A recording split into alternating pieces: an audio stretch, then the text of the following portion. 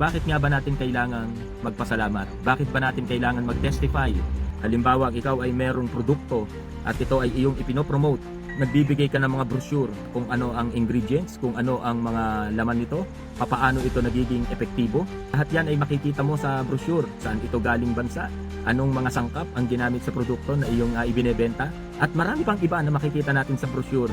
Pero isang bagay ang napansin ko mga kapatid, sa bandang likuran ng brochure, makakakita tayo ng mga testimonial, ng mga patotoo ng mga taong gumamit ng produkto na talagang naging epektibo. At yon ang nagpapatunay sa mga produkto na ating pong binebenta na ito'y effective. So kaya mga kapatid, ngayong umagang ito, bakit ba natin kailangang magpatotoo para i-promote ang Panginoon sa ating mga buhay? Na merong Panginoon na Diyos na totoo, na bumabago ng buhay, nagpapagaling, nagpo-provide ng ating mga pangangailangan. At marami pang iba. Hallelujah. So kaya mga kapatid, kung walang magpapatotoo, kung walang magte-testify, hindi natin maipopromote ang pangalan ng Panginoon. Kaya alam nyo, every time na tayo nagpapasalamat sa Panginoon, nagpinopromote natin ang Panginoon sa buhay ng bawat isa po sa atin at sa bawat tao na atin pong nakakaharap. Amen po ba?